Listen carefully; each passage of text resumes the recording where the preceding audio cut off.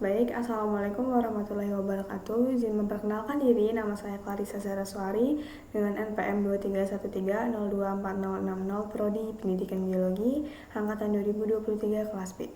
Di sini saya akan memberikan tutorial mengenai login Virtual Lab dan juga bagaimana cara penggunaannya. Untuk langkah yang pertama, kita bisa klik Chrome. Kemudian sebentar, kita ganti akun saja. Kita ketik virtual lab. Kita cari yang milik Universitas 11 Maret, virtual laboratorium Universitas 11 Maret. Kita klik, maka akan muncul tampilan yang seperti ini, virtual laboratorium. Dan juga ada beberapa materi yang bisa kita coba untuk virtual laboratoriumnya. Kemudian pada bagian ini ada petunjuk penggunaan virtual laboratorium. Nah, cara mengakses virtual laboratoriumnya itu ya seperti yang sudah saya lakukan barusan, membuka link ini. Kemudian setelah tadi kita di awal melihat beberapa materi yang dapat kita gunakan untuk virtual lab-nya, setelah kita klik materi itu, kita scroll ke bawah, maka akan muncul pilihan untuk download. Yaitu ada dua format virtual lab yang bisa ditemui, yaitu EXE dan juga SWF. Untuk yang EXE itu dapat langsung dimainkan ketika sudah kita download, maka bisa langsung kita mainkan virtual lab-nya. Pastikan kita pilih klik runway apabila mendapat notifikasi yang seperti ini. Ketika ada muncul notifikasi yang seperti ini, kita pilih run anyway saja maksud saya. Kemudian untuk format yang selanjutnya yaitu format SWF. Pada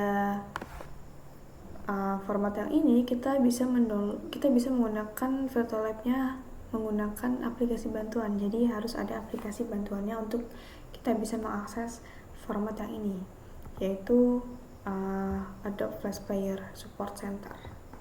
Ini nama aplikasi bawaannya. Ketika kita sudah memiliki ini, kita bisa langsung memainkan virtual lab tersebut.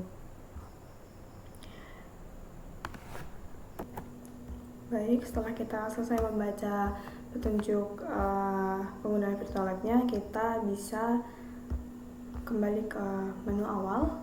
Di sini saya akan membuka materi sistem ekskresi sebagai contoh virtual lab yang akan saya gunakan. Kita buka. Sama seperti yang sudah saya jelaskan, setelah kita buka virtual lab-nya, maka akan muncul tampilan seperti ini, di mana terdapat video mengenai sistem ekskresi manusia. Di dalam video ini tuh seperti rangkuman mengenai virtual lab yang akan kita gunakan dan berupa video YouTube. Nah, seperti yang sudah dijelaskan sebelumnya bahwa terdapat dua format download. Namun dua format download ini tidak available untuk semua materi yang ada di sini, teman-teman. Jadi hanya beberapa materi saja, contohnya sistem ekskresi, pencemaran lingkungan, dan laju reaksi yang memiliki dua format ini. Ada beberapa materi yang memang hanya bisa diakses menggunakan format yang SWF, artinya kita harus memiliki aplikasi Adobe Flash Player untuk menggunakan virtual lab tersebut.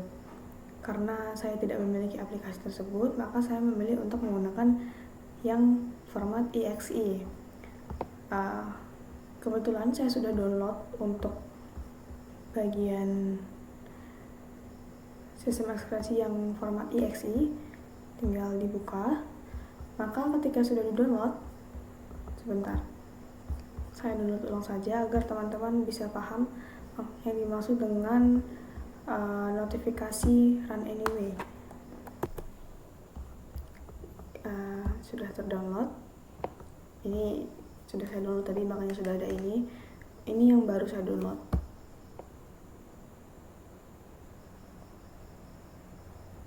Maka akan muncul tampilan seperti ini yang sudah dihimbau pada bagian yang awal, yaitu mengenai penggunaan virtual lab. Kita pilih run anyway. Nah, maka akan muncul seperti ini.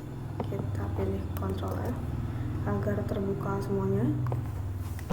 Kita klik mulai. Jadi pada bagian ini ada materi, petunjuk, praktikum, dan di bawahnya ada kuis. Jadi pada bagian yang di sebelah kiri itu merupakan menu-menu yang dapat kita akses pada virtual lab ini. Ada materi, petunjuk, praktikum, dan juga kuis. Materi ditampilkan mind mapping mengenai materi sistem ekskresi pada manusia, struktur dan fungsi sistem ekskresi, mencakup ginjal, kulit, paru-paru, dan hati. Kemudian ada gangguan dan penyakit pada sistem ekskresi yang juga dijelaskan secara rinci, baik gangguan penyakit ginjal, kulit, paru-paru maupun hati. Selanjutnya ada petunjuk praktikum. Di sini terdapat 3 poin petunjuk praktikum. Bisa dibaca, kemudian selanjutnya adalah praktikumnya. Kita bisa pilih praktikumnya ada 4. Kita coba praktikum yang pertama. Di sini ada anak yang sedang minum, kemudian dia minumnya di tempat yang ada AC-nya, dingin. Kemudian dia merasa ingin buang air kecil. Kemudian next ada praktikumnya, ada petunjuknya. Kemudian jika sudah dibaca, kita bisa langsung mulai praktikumnya. Akan muncul mekanisme pembentukan urin. Setelah kita selesai menonton video mekanisme pembentukan urin ini, kita bisa mengambil kesimpulan dari video yang sudah kita tonton dan disesuaikan dengan perintah yang ada. Kemudian kita tutup dan kita masuk ke praktikum yang kedua, yaitu uji kandungan urin. Berikut adalah sampel urin dari 2 orang, ada urin A dan urin B. Identifikasi permasalahan yang relevan, kita pilih next. Kemudian sama, kita mulai praktikum.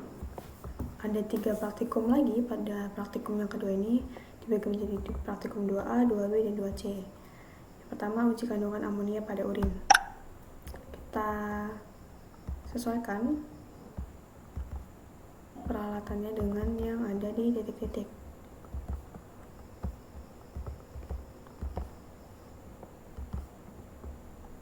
Kemudian pilih next.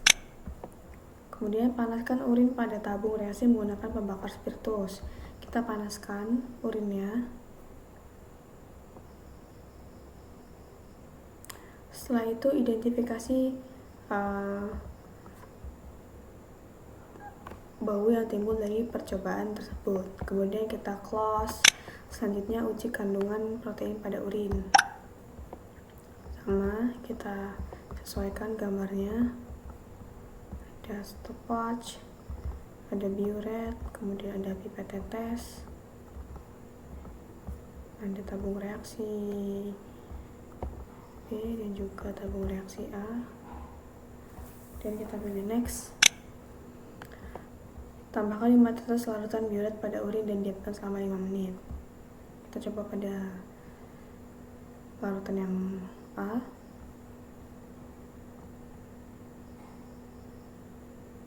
Larutan B. Selama waktu 5 menit itu amati perubahan warnanya dan catatlah pada lembar kerja.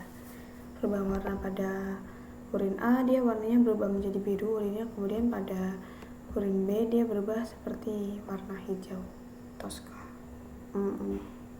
Saya juga tidak terlalu paham itu warna apa, tapi kurang lebih seperti ini warnanya.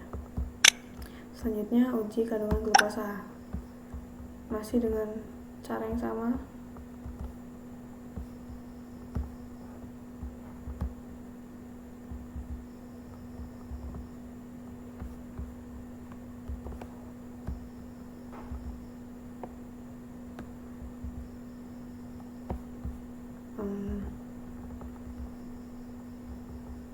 Tinggal disesuaikan saja gambarnya dengan titik-titik yang ada.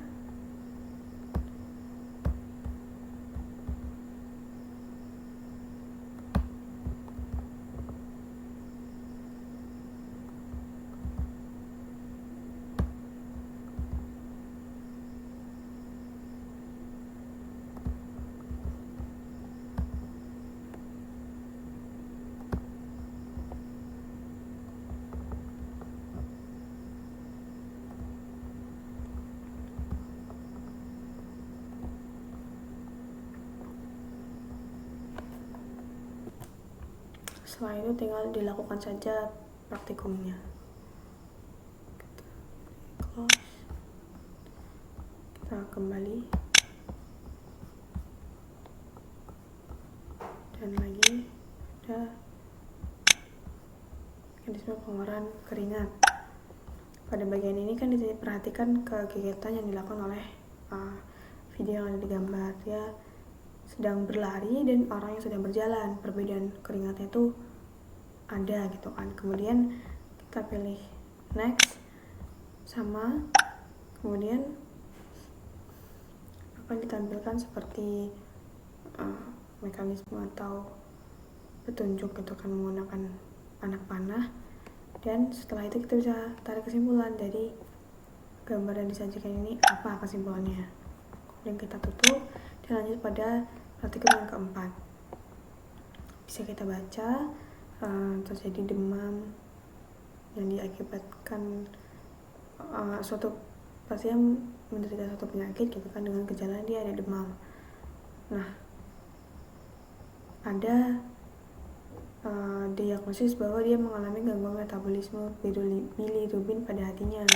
Kemudian sama, kita mulai praktikum dan di sini ada video yang bisa Ketika sel darah merah telah hidup selama 120 hari, ketika video selesai kita putar, sama kita bisa tarik kesimpulan dari video yang sudah kita tonton tadi dan bisa mengambil kesimpulan apa yang sesuai dengan penjelasan di awal praktikum keempat ini.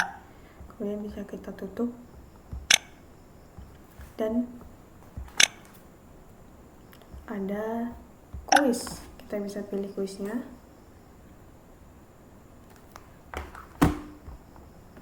Saya tulis nama saya.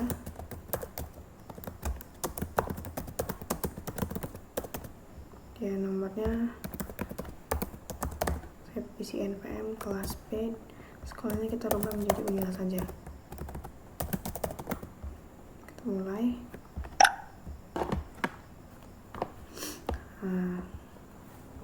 Kita mana kursor? Kita baca soalnya satu persatu, kita kerjakan juga.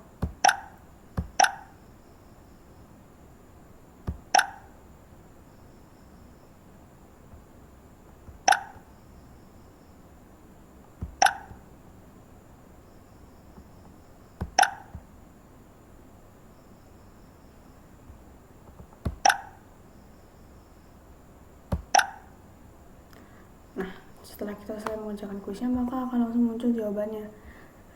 Ada skornya, maksud saya ada skornya yang bisa kita lihat. Kemudian di sini juga ada kuncinya.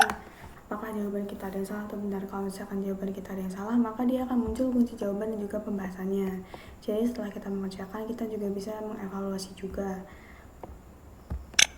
Setelah itu seperti ini. Dan ada setelah kita tutup, kita bisa klik selesai dan sudah selesai. Jadi itu tadi merupakan penjelasan saya mengenai cara login dan juga penggunaan virtual lab sistem ekskresi pada manusia. Apabila ada kekurangan dalam penjelasannya, saya mohon maaf. Saya ucapkan terima kasih. Wassalamualaikum warahmatullahi wabarakatuh.